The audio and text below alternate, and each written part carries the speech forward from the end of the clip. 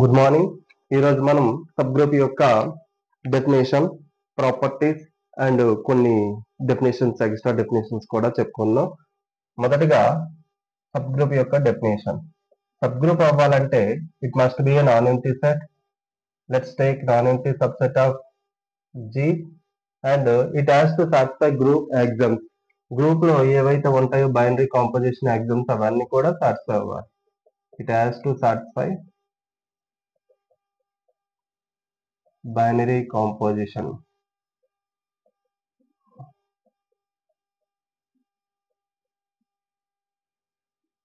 So example వచ్చేసరికి simple example అండి. మనకి జనరల్ గా తెలిసింది, మనకి ఇంటీజర్స్ అంటే జెడ్ తో సూచిస్తాం, ఆర్ ఈవెన్ ఇంటీజర్స్ అంటే 2z తో సూచిస్తాం. సో 2z లో ఏ టైప్ ఆఫ్ ఎలిమెంట్స్ ఉంటాయి? -2, 0, 2, 4 అండ్ సో ఆన్ అని ఉంటాయి. సో ఇవనేవి మనకి ఇంటీజర్స్ లో ఇంక్లూడ్ అయ్యి ఉంటాయి కదండి. -2, -1, 0, 1, 2, 3, 4 and so on. So it is a superset, అంటే that implies 2z is subgroup of z. 2z అనేది z కి సబ్ గ్రూప్ అవుతుంది under edition.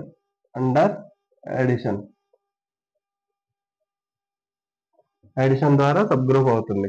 What about identity? Here identity is zero. ఇక్కడ కూడా మనకి ఐడెంటిటీ కూడా 0. ఓకే, ఎప్పుడైనా సరే గ్రూప్ అండ్ సబ్ గ్రూప్స్ లో ప్రతి చోట కూడా ఐడెంటిటీ అనేది సేమ్ గా ఉంటుంది. ఐడెంటిటీ 0 అయితే 0, 1 అయితే 1, మల్టిప్లికేటివ్ లో ఏదైతే అది ఉంటుంది. Next theorem.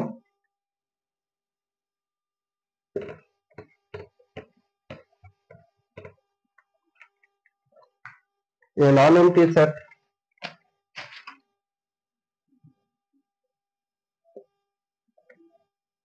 H అనేది సబ్ గ్రూప్ అని చెప్పాలనుకున్న non empty subset of G అనేది సబ్ గ్రూప్ అని చెప్పాలంటే ఏవైనా రెండు ఎలిమెంట్స్ H లో తీసుకున్నాం అనుకోండి, అవి ఎలా ఉండాలంటే AB is belongs to H and A inverse belongs to H for A belongs to H. A అనేది H లో తీసుకుంటే A ఇన్వర్స్ అనేది H లో ఉండాలి. అంటే క్లోజర్ ప్రాపర్టీ, ఇక్కడ ఇన్వర్స్ ప్రాపర్టీ. సో సింపుల్ గా ఏం చెప్తారంటే క్లోజర్ ఇన్వర్స్ కంబైన్ చేసుకొని AB inverse is belongs to H లో ఉంటే దాన్ని సబ్ గ్రూప్ గా చెప్తారు. ఏబి ఇన్వర్స్ అనేది హెచ్ లో ఉంటే, ఏ కామ బిలు హెచ్ లో ఎలిమెంట్స్ అయినప్పుడు ఏబి ఇన్వర్స్ అనేది హెచ్ లో ఉంటే మనకి అది సబ్ గ్రూప్ అవుతుంది. మనకి ఇది కొంచెం గుర్తుంటే సరిపోతుంది. ఇలాంటి స్టేట్మెంట్ ఓరియంటెడ్ ప్రాబ్లమ్స్ కూడా అడుగుతారు మనకి. Okay, next consider one example.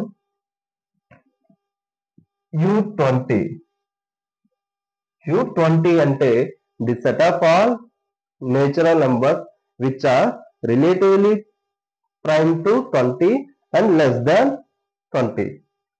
అంటే x belongs to Z20 such that x comma n is equal to 1 and 1 less or equals to x less than n. ఈ టైప్ ఆఫ్ ఎలిమెంట్స్ ఏవి ఉన్నాయి check చేద్దాం. First of all 1 అనేది అవుతుంది, 2 అనేది అవదు. ఎందుకు? 2, 20 అంటే జీసీడీ అనేది 2 అవుతుంది. సో 3 అవుతుంది.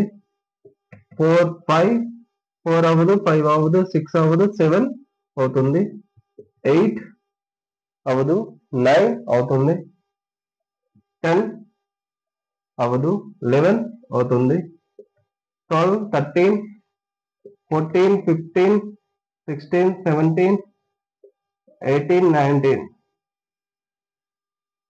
So this is our group. ఇప్పుడు మనం దీంట్లోనే యుఎన్ అనే గ్రూప్ లోని యుఎన్ ఆఫ్ ఎం అని అంటారండి.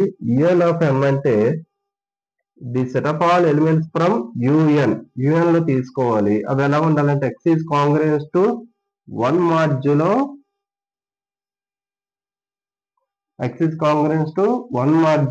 m. ఈ టైప్ ఆఫ్ ఎలిమెంట్స్ ఎగ్జిస్ట్ అయితే వేర్ మీన్స్ డివైడ్స్ n ని డివైడ్ చేసే m మనకి. సో 20కి డివిజర్స్ వచ్చేసరికి ఏంటి వస్తాయి 1 2 4 5 10. ఇప్పుడు 1, 2, 10 అనేది నెగ్లెక్ట్ చేస్తే మనకి 4, 5 తీసుకుందాం. ఈ రెండింటిని కన్స్ట్రక్ట్ చేద్దాం. ఈ రెండు ఏ సబ్ గ్రూప్స్ అవుతాయో అని.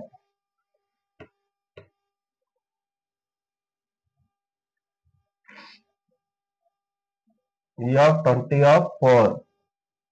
20 of 4 అంటే ఎలిమెంట్స్ ఎక్కడి నుంచి ఉండాలండి? U20 నుంచి ఉండాలి. నెక్స్ట్ రిమైండర్ ఎంత రావాలి? 1 రావాలి. అండ్ m అంటే ఎంత తీసుకున్నాం? 4 తీసుకున్నాం.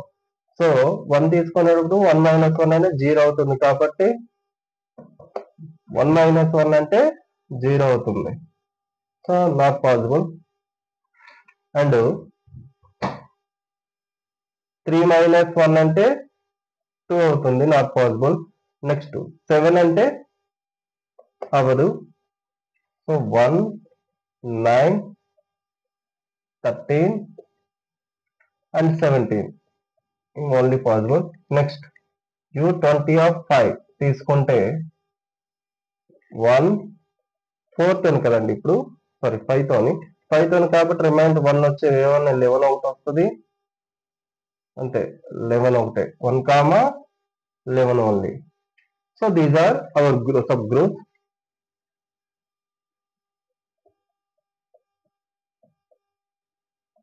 Sub groups of U20. U20కి సబ్ గ్రూప్స్ ఇవి. Next centre of a group. Centre of a group గురించి నేర్చుకుందాం.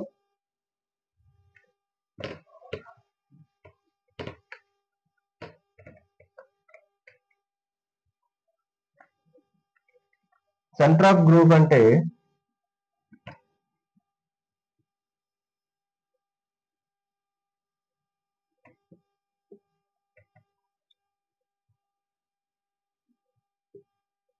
Z of G తో సూచిస్తారండి.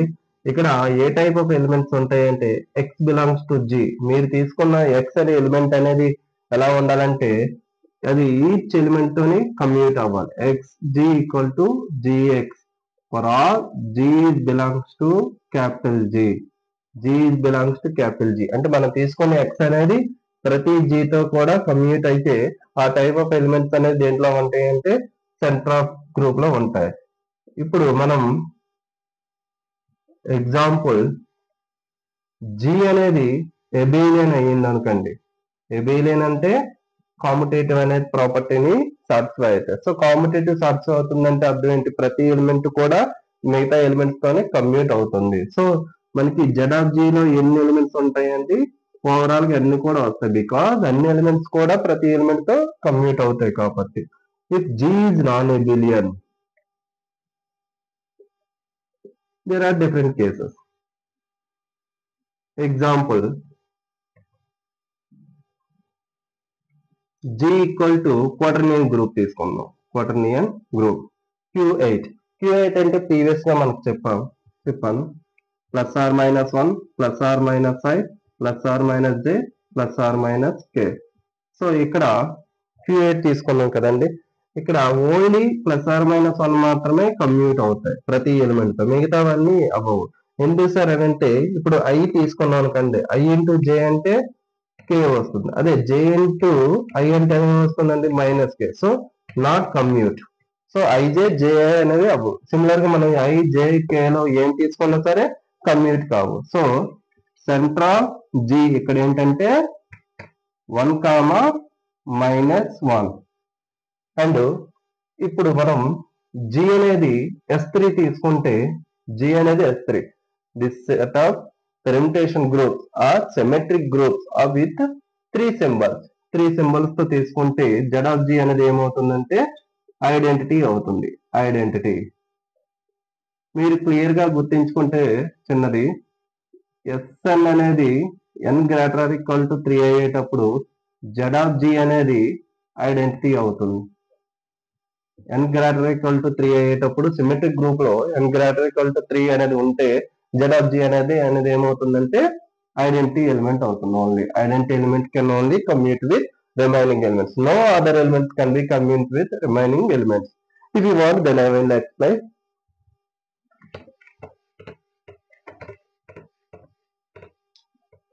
S3లో ఎన్ని ఎలిమెంట్స్ ఉంటాయండి? 3 ఫ్యాక్టోరియల్. 3 ఫ్యాక్టోరియల్ అంటే 6 ఎలిమెంట్స్ ఉంటాయి. So identity 1 2 1 3 2 3 2 3 next 1 2 3 1 3 2. Take any 2 elements 1 2 into 1 3 1 2 into 1 3 అంటే 1 3 2. అదే 1 3 into 1 2 తీసుకున్నాం అనుకోండి 1 2 3. So not commute. మనం సిమిలర్ గా రిమైనింగ్ కూడా చెక్ చేయవచ్చు కమ్యూట్ అవుతుందా లేదా అని. నెక్స్ట్ ఇంకో థీరం మనకి డిఎల్ లో ఇది వచ్చిందండి. Which are the following subgroups. మనకి 3 ఆప్షన్స్ ఇచ్చాడు ఇలాగా. H1 intersection H2, second one H1 plus H2, third one H1 union H2. ఏది కాదు అని ఇచ్చాడు. మనకి క్లియర్ గా H1 ఇంటర్సెక్షన్ H2 అవుతుంది. Intersection of sub groups is sub group and ఇది డైరెక్ట్ ప్రొడక్ట్ కాబట్టి సబ్ గ్రూప్ అవుతుంది. ఇక్కడికి వచ్చేసరికి ఇది కాదు. ఎందుకు సార్ అని అంటే థీరం చూడండి.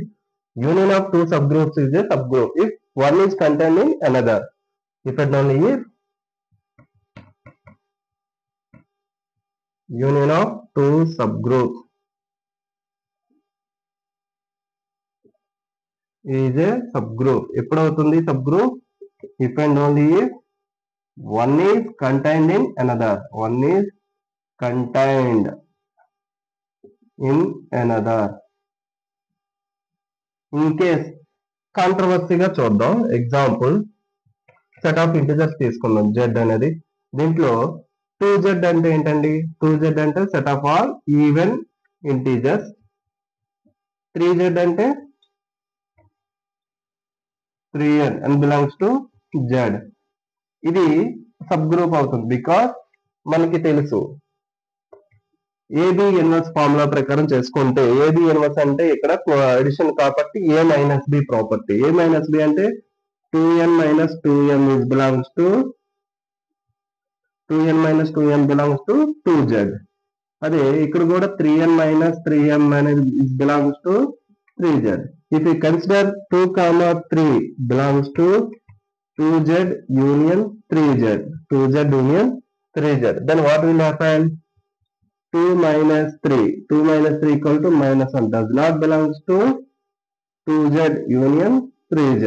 2z union 3z. సో ఇది మనకి కాలేదు కాబట్టి మనకి ఏమవుతుందండి? It is not a sub group. అంటే యూనియన్ ఆఫ్ 2 సబ్ గ్రూప్స్ అనేది సబ్ గ్రూప్ కాదు. ఎప్పుడు కాదంటే 2z is not contain in 3z. 2z is different from 3z. 2z is different from 3z.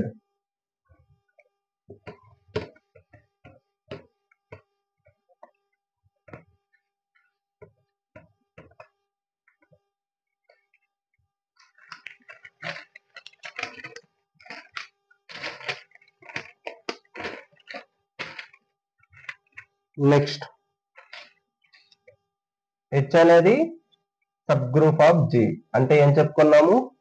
AB inverse is belongs to H. AB inverse is belongs to H. అంటే దీని అర్థం A is belongs to BH. A is belongs to BH. అంటే దీని అర్థం A is congruent to B modulo H. A is congruent to B modulo H. అంటే దాని అర్థం okay A is congruent to B modulo H. ఇప్పుడు class of A. Class of A అంటే X belongs to G. X belongs to G such that X is congruent to A modulo H. X is congruent to A modulo H. Class of A. Class of A అంటే X is congruent to A modulo H. X is congruent to A modulo H అంటే from the previous ఏమవుతుందండి? XA inverse is belongs to H. XA inverse is belongs to H or X is belongs to AH. X is belongs to AH. So AH ని ఇక్కడ ఏమంటారంటే left side ఉంది కాబట్టి left coset అంటారు. Left coset. So మనం converse కూడా తీసుకోవచ్చు కాబట్టి class of A is equal to either right coset or left coset. Right coset or left coset అవుతుంది. సో దీన్ని బట్టి మనకి క్లాస్ ఈక్వేషన్ కాంజుగెన్సీ క్లాసెస్ గురించి తెలుసుకుందాం. కాంజుగెన్సీ క్లాసెస్ అంటే ఇక్కడే చెప్తాను. కాంజుగెన్సీ క్లాసెస్ అంటే ఏ బి అనేవి రెండు గ్రూప్ ఎలిమెంట్స్ అనుకోండి. ఏ కామా బి అనేది రెండు ఎలిమెంట్స్ అయినప్పుడు క్లాస్ ఆఫ్ ఏ బి అనేది క్లాస్ ఆఫ్ ఏ లో ఉండాలి. Class of A is completely different from class of B. అంటే రెండింటికి ఇంటర్సెక్షన్ అనేది ఎంటీ ఉండాలి. అంటే class of B is equal to class of A అవ్వాలి, లేదా class of B is equal to class of A అవ్వాలి, లేదా ఇంటర్సెక్షన్ అనేది ఎంటీ ఉండాలి. అండ్ ఓవరాల్ గ్రూప్ వచ్చేసరికి G అనేది ఎలా ఉండాలంటే A belongs to G union అనేది the combination of union of overall classes of a అవ్వాలి. సో క్లాసెస్ ఆఫ్ ఏ అంటే ఏం చెప్పుకున్నాం ఇక్కడ, right coset or left coset. Union of a belongs to G H A. So order of G అంటే ఏమవుతుందండి, ఇప్పుడు order of G అంటే order of HA1 plus and so on order of HAN. So అన్ని cosets యొక్క elements సమానం కాబట్టి T into order of HA implies order of H is divides order of G. Order of H is divides order of G. Order of H is divides order of G అంటే ఇది ఏ theorem prove చేస్తుందండి, లాగ్రాంజెస్ theorem. ఏ theorem అండి, లాగ్రాంజెస్ theorem యొక్క proof ఇది.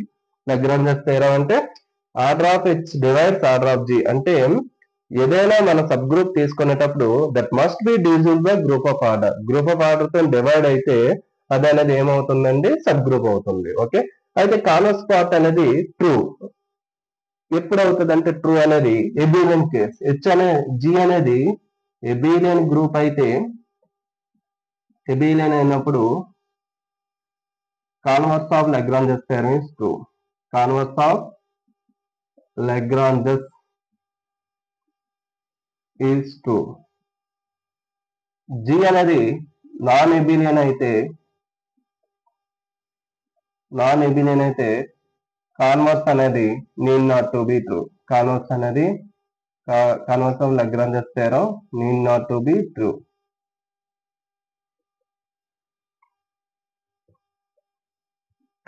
So this is our Lagrange's theorem,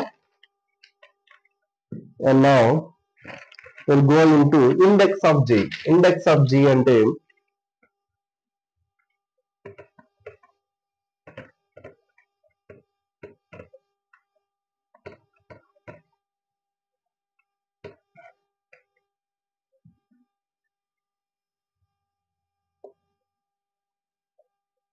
index of G in H. Index of H in G అంటే order of G by order of H. అంటే the set of all right cosets or left cosets. The number of right or left cosets in G. G లో ఎన్ని right cosets ఉన్నాయి, left cosets ఉన్నాయి అనేది index అనేది మనకు తెలియజేస్తుందండి. Next మనం central group గురించి తెలుసుకున్నాం కదండి. ఇప్పుడు సెంట్రలైజర్ గ్రూప్ అంటే C of H తో చూపిస్తారండి. C of H ఎలా ఉంటదంటే X belongs to G such that XH equals to HX for all H is belongs to H. Previous గా మనం సెంటర్ ఆఫ్ గ్రూప్ అనేది దేంతో కమ్యూనిట్ అవ్వాలండి, all elements of a group. ఇక్కడ ఈ దేంతో కమ్యూనిట్ అయితే సరిపోతుందంటే only H belongs to capital H. అంటే H లో సబ్ గ్రూప్ లో ఉండే ఎలిమెంట్స్ తో కమ్యూనిట్ అయితే ఆ గ్రూప్ ని ఏమంటారంటే సెంట్రలైజర్ గ్రూప్ అంటారు. అదే నార్మలైజర్ గ్రూప్ వచ్చేసరికి N of H అంటారండి. X belongs to G such that XH equal to HX. అంటే దీని అర్థం అంటే H1 equal to H2 X అంటే రెండు కూడా ఈక్వల్ అవ్వాలని రూల్ లేదు. ఓకే, అంటే ఎక్స్ అనేది ఒక హెచ్ లో ఉండే ఎలిమెంట్ తో వచ్చే ఆన్సర్ అనేది రెండో ఎలిమెంట్ హెచ్ లో ఉండే రెండో ఎలిమెంట్ కి ఎక్స్ మల్టిపుల్ చేస్తే వచ్చే ఆన్సర్ అనేది ఈక్వల్ అయితే సరిపోతుంది. అటువంటి గ్రూప్ ఏమంటారంటే normalizer group. Normalizer group. So ఈ రెండింట్లో ఏది మేజర్ సార్ అని అంటే normalizer group major, because it is contained here, because see here only we are taking h only, h మాత్రమే తీసుకుంటాం. ఇక్కడ ఏంటి the whole group h మొత్తం గ్రూప్ కూడా తీసుకుంటున్నాం. మీకు క్లియర్ గా తెలియాలంటే ఒక ఎగ్జాంపుల్ చూసుకుందాం.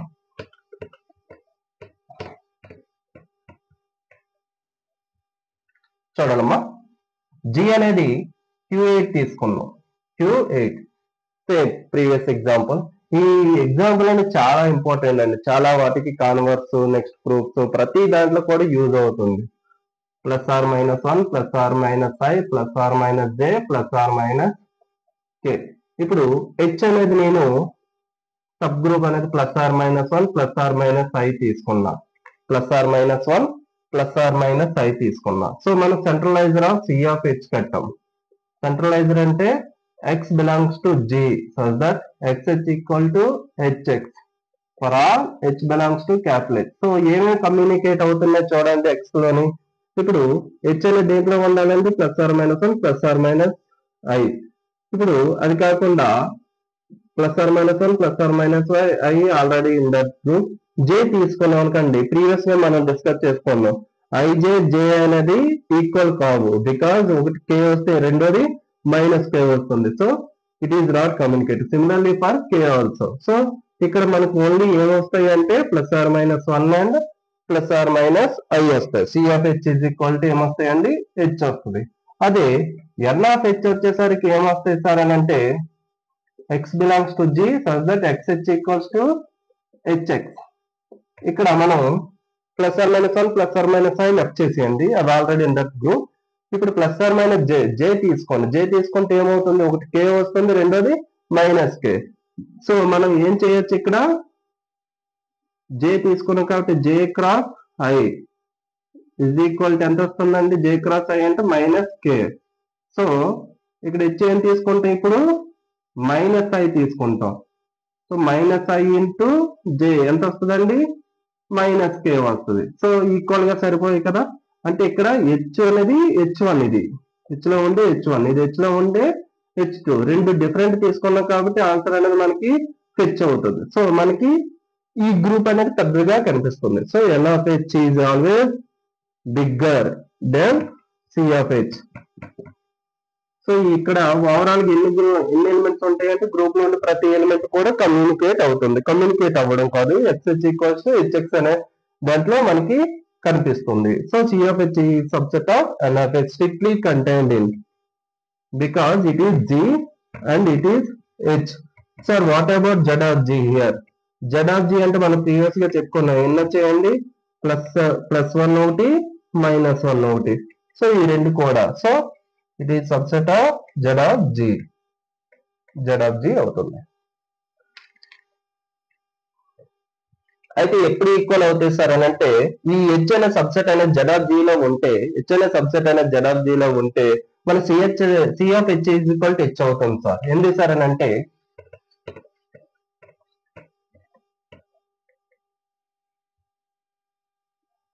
h అనేది subset of z of g అయితే దాని అర్థం ఏంటండి, z of g అంటే x అనే ఎలిమెంట్ ఉంటుంది. ఎలా ఉంటుంది, x is equal to gx for all g belongs to capital G అనే విధంగా ఉంటుంది. అంటే g నుండి ప్రతి ఎలిమెంట్ తోని కమ్యూనికేట్ అవుతుంది. సో ఇక్కడ h అనే ఎలిమెంట్ కూడా h అనే సబ్సెట్ కూడా సబ్ గ్రూప్ కూడా ఏమో అవ్వాలి, కమ్యూనికేట్ అవ్వాలి. సో ప్రతి ఎలిమెంట్ కూడా కమ్యూనికేట్ అవుతుంది కాబట్టి మనకి x ఎన్ని ఎలిమెంట్స్ వస్తాయి, మొత్తం ఎన్ని ఎలిమెంట్స్ వస్తాయి, ఏ ఎలిమెంట్స్ కమ్యూనికేట్ అవుతుందో ప్రతి ఎలిమెంట్ కూడా రాయాలి. కాబట్టి c of h అనేది ఎన్ని వస్తాయండి అంటే c of h అంటే g. అంటే ఓవరాల్ గా గ్రూప్ లో ప్రతి ఎలిమెంట్ కూడా కమ్యూనికేట్ అవుతుంది కాబట్టి మన c of h equal to g అవుతుంది. Okay right. And n of h కూడా ఇక్కడ ఏమవుతుందంటే g అవుతుంది. అండ్ z of g ఏమవుతుందండి, z of g is strictly contained in P of H is equal to N of H is equal to G. ఈ case okay. Next కొన్ని cosets S3 యొక్క cosets గురించి తెలుసుకుందాం. అంత important కాదు, but we must know అంతే. S3 అంటే previous గా తెలుసుకున్నాం మనం. సో 1 2 ఆఫ్ H అనేది ఇక్కడ ఐడెంటిటీ కామా 1 3 తీసుకున్నాం అండి. Identity comma 1 3. 1 2 ఆఫ్ H అంటే ఏమొస్తుందండి? Identity into 1 2 comma 1 2 into 1 3. So ఏమొస్తుంది? 1 కామా 2 1 3 2. సో ఇది క్లియర్ గా మనకి 1 3 2 ఇంటూ 1 3 2 ఇంటూ H అని 1 2 3 ఇంటూ H అని రాసుకోవచ్చు అండి. సిమిలర్ గా మనం 2 3 ఆఫ్ H తీసుకుంటే ఇది ఎలా వస్తుంది అంటే 1 3 2 ఇంటూ H కింద మారుతుంది. సో H అనేది H ఇంటూ ఐడెంటిటీ అనేది H కింద మారుతుంది. So either right cosets are 1 2 H 2 3 H and identity into H. For else remaining 1 2 3 H 1 3 2 H and H. So మనకి 3 రైట్ కోసెట్స్ వస్తాయి, లేదా 3 లెఫ్ట్ కోసెట్స్ వస్తాయి. అండ్ డబుల్ కోసెట్ గురించి తెలుసుకున్నాం.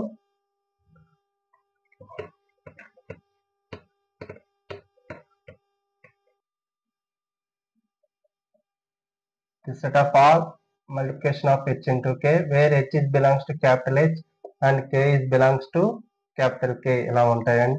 ఇది ఎప్పుడు సబ్ గ్రూప్ అవుతుందంటే HK అనేది ఎప్పుడు సబ్ గ్రూప్ అవుతుందంటే HK is equal to KH అయినప్పుడు. HK is equal to KH అంటే దట్ అర్థం H1 K1 is equal to H2 K2 H2 K2 H2 but not equal. need not to be equal. Equal అవ్వాలని rule లేదు.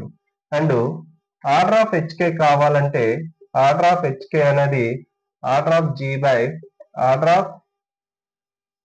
Of H into order of K by order of H intersection K. Order of H intersection K. Order of H intersection K. If order of H and order of K are co-primes, order of H and order of K are co-primes, then order of H intersection K is 1. Order of H intersection K is 1. That implies order of HK is the product of order of H into order of K. Order of H into order of K. So if you take example, G is Z5 cross Z3.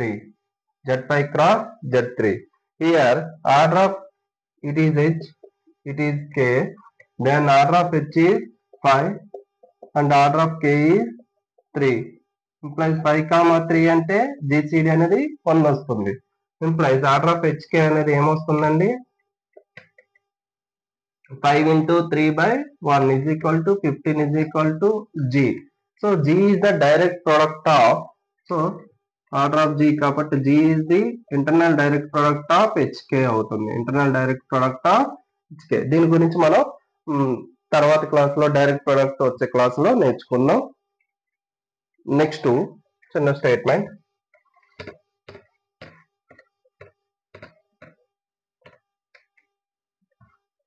ఎప్పుడు order of H intersection K అనేది greater than 1 వస్తుంది అంటే order of H అనేది is greater than root over order of G and order of K is greater than root over order of G అయితే order of H intersection K అనేది 1 వస్తుందండి. Order of H intersection K అనేది 1 వస్తుంది. you have to remember it. Next order of G అనేది PQ అయ్యి రెండు primes అయినప్పుడు product of primes అయ్యి P is greater than Q అయితే P is greater than Q అయినప్పుడు at most one subgroup order P. Order P కలిగినటువంటి sub groups ఎన్ని exist అవుతాయి అంటే ఓన్లీ 1 వస్తుంది. For example order of G అనేది 91 తీసుకుంటే దీన్ని ఎలా రాయగలం? 7 into 13 implies 13 is greater than 7 కాబట్టి నెంబర్ ఆఫ్ సబ్ గ్రూప్స్ ఎన్ని అవుతాయి అంటే గ్రూప్స్ ఆఫ్ ఆర్డర్ 13 వచ్చేసరికి ఓన్లీ 1 వస్తుంది. సో మనకి ఇక్కడ ఇది అనేది ఆబ్జెక్ట్ ఓరియంటెడ్ గా చూసుకుంటే మనకి number of sub groups order 13 ఎన్ని వస్తాయంటే 1. ఈ 1 వచ్చిందంటే నెంబర్ ఆఫ్ సబ్ గ్రూప్స్ ఎప్పుడైనా సరే 1 వచ్చిందంటే that must be A normal sub group. ఏం సబ్ గ్రూప్ అవుతుందంటే నార్మల్ సబ్ గ్రూప్ వస్తుంది. సో నార్మల్ సబ్ గ్రూప్ గురించి మనం నెక్స్ట్ క్లాస్ లో నేర్చుకుందాం. దాని తర్వాత మనం సిఎస్ఐ నెట్ యొక్క ప్రాబ్లమ్స్ అనేవి నెక్స్ట్ క్లాస్ లో నేను డిస్కస్ చేస్తానండి. అరౌండ్ 10 ప్రాబ్లమ్స్ అనేవి 1 by 1 చెప్తాను. ఒక లెందీ వీడియో అవుతుంది, అది 1 hour వీడియో. ఈ వీడియోని ఇంతటితో ముగిస్తున్నాను. Thank you, 1 and all.